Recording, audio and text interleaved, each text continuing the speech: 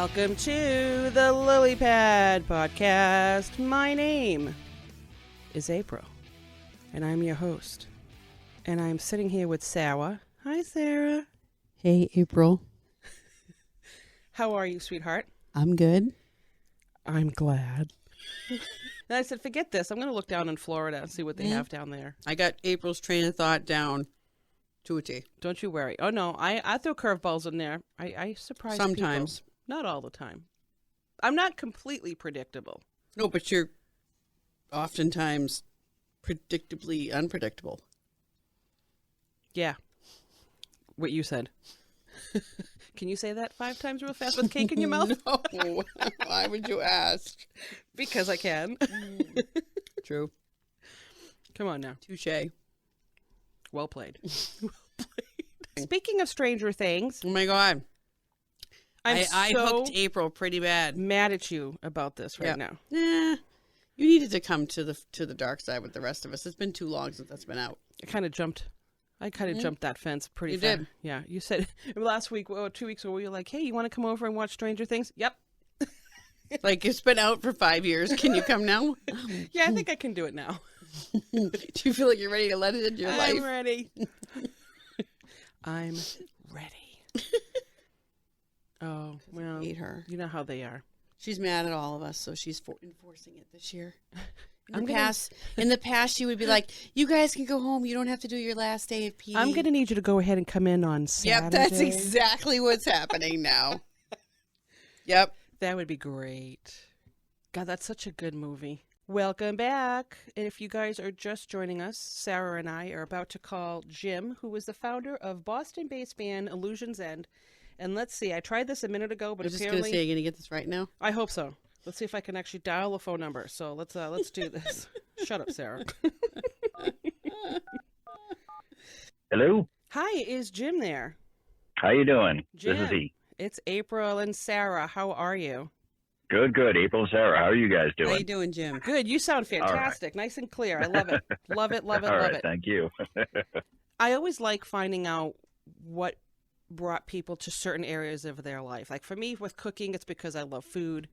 You know, people with art.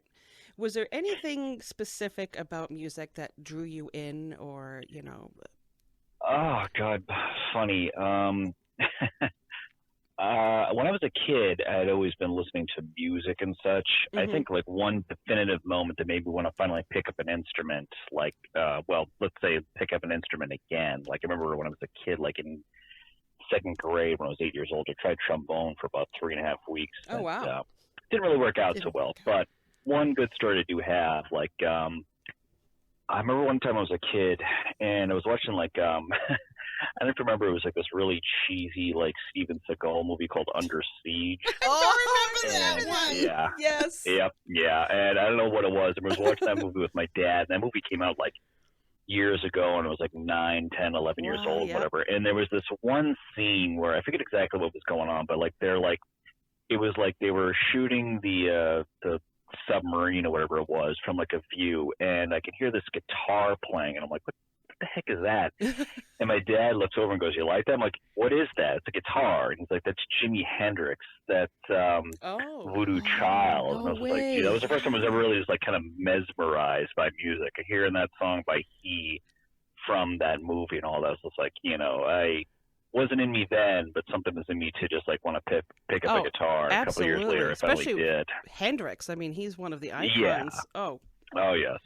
Oh my gosh, that's fun. That's great. That's an awesome memory. What's your favorite part when it comes to teaching? Funny. I'm looking back, and I have one student. I had him for about 3 years. This one young kid named Oscar, and yeah, and he was I started with him when he was like 9, 10 years old, and he finally stopped. He wanted to take a break and go over to switch over piano, but he stuck with me for 3 years. Well, that's good though. And I think really and it was good. He was really dedicated, really into it. Still is. I email with him every now and then, and he's still picking it up. But he's just like, he's one of those kids like he just desperately wants to try out like other instruments and such, which is great, which is healthy. Oh, absolutely. I think for me, it was good to see like the accomplishment that he did do from like literally not knowing what a guitar did at all, not knowing where to place your fingers, how to place them on, blah, blah, all that kind of stuff, to like I remember the last somewhat lessons, like, Oscar, let me just say something, we could do lessons whenever you want to pick it up again, but you're no longer learning. You know how to play guitar. And you just kind of give it this look like, yeah, you're right. I finally understand it. So That's awesome. It's promising to people to like, who are like, for students to pass, for teachers and just pass on the information and all that. And like, I think for me, it's like when kids students, I'm not just saying kids, sorry, but students just really get into it and they take it to heart. Because sometimes, it's not for everybody. It may last a couple months, sometimes even a couple weeks, and then they kind of get bored, they fizzle out, whatever. Some people, they just really get into it and they just keep it going for years. Yeah, that's so true. Those are the people who have passion. But it's interesting that do you find that you feel even more about a student who has, who it was even harder for them to learn it and even harder for them to grasp it. And then when they grasp it and they get really good at it and they even master it, that's even better. Because there's some people who just quickly kind of take to it, like almost like very quickly. No, it's fine. I can't explain even myself. Like I kind of still joke around or whatever you want to say that. Like I still kind of struggle with it. But I mean, some people, they just like, it's almost like they were just born to do it. I mean, whatever you want to call it, I don't know, something in them. I don't know. I really don't. Some people are just born to do it. Talent. Some people, like, they really have to work at it to get at it. Yeah. So I'm a special ed teacher. So for me, like to have the kid that really wasn't talented at it and pushed themselves and got themselves to be talented because of the passion, that means like so much more to me. I love that. Exactly. Yep. Yeah. I think that's a beautiful thing. When they kind of have like some kind of a disadvantage. And you never know where they could go with it. If they just really want to just like, how do I come over this and whatever, it is kind of rewarding to see. It's like, you really, like you see them, wow, you really put a lot of effort into this. So that's always a reward.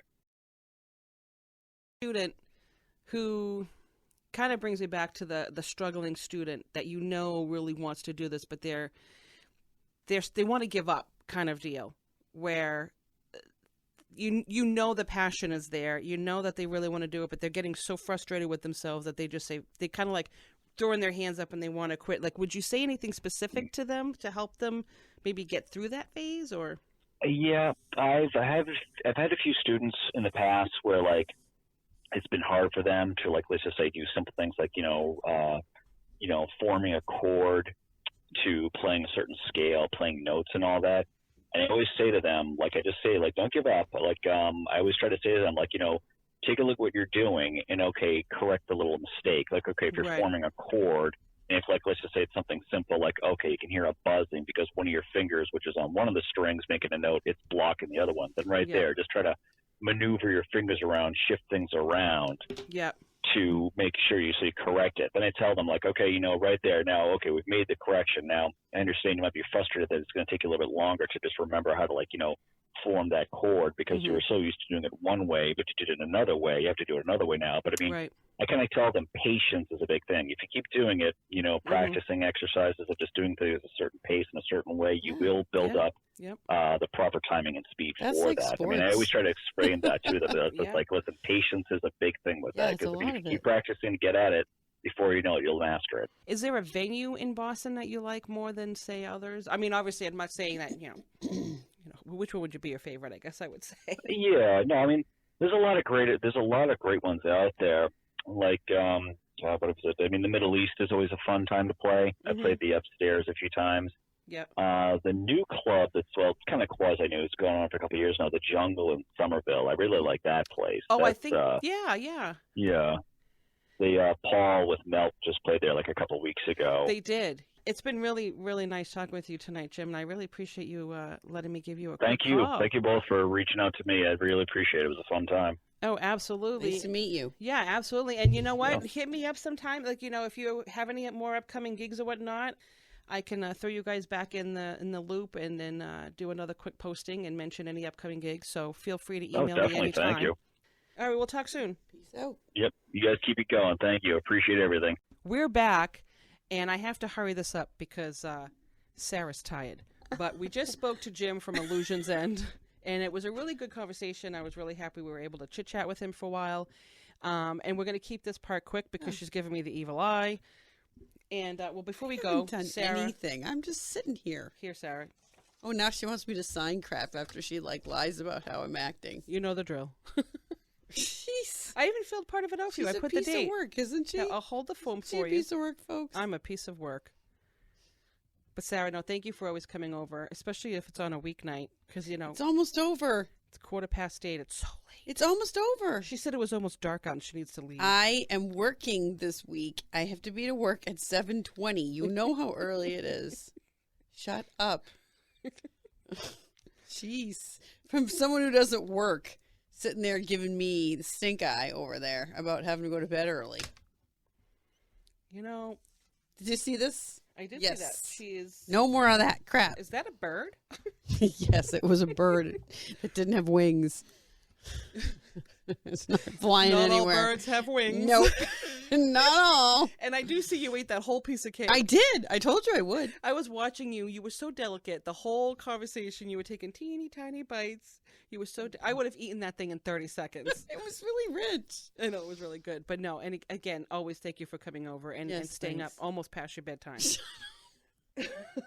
April's going to be up till freaking 2. We got to watch the stuff. So we'll be seeing each other soon anyway because we're going to watch some of the series. Stranger Things. We got to finish the series before you have your surgery. Yeah. Let's watch the whole thing on Friday. Okay. Friday. Call out sick. I can't call out sick. All right. So nope. Don't call out sick. We'll get together on Friday. We'll watch Stranger Things season 4. Yep. I love that show. We have to. We'll also watch it on Sunday. Sunday. Yes. Yeah. It's Father's Day. I have no purpose. No purpose, folks. I have no purpose. No purpose to do that. There's no obligation. I have no purpose. Yeah, my dad doesn't give a shit nor live here.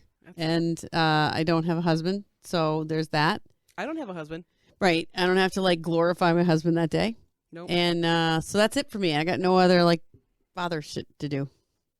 So Sunday. Yeah, Sunday's good too. Yeah. I'll let you know about Sunday. Okay, let me know about that. I might have a lot going on Sunday. All right, so we've worked it out, folks. We're watching Stranger Things. So after April's surgery, when she's feeling up to it, there's going to be a Stranger Things discussion. Oh, yeah, we're going to do Stranger Things. Yes, episode. that's going to happen in one of the next podcasts. The plan is made. Yep. Did I sign that too? No, dummy. You took it away before I could sign it. Well, you dropped That's the what I pen. thought. You dropped the pen like it was the mic. There you go. Now it's dropped. That's it, the mic. All right. Well, let's bring this out. Listen, I say those things. Okay. I love when you like to take over. You're so cute.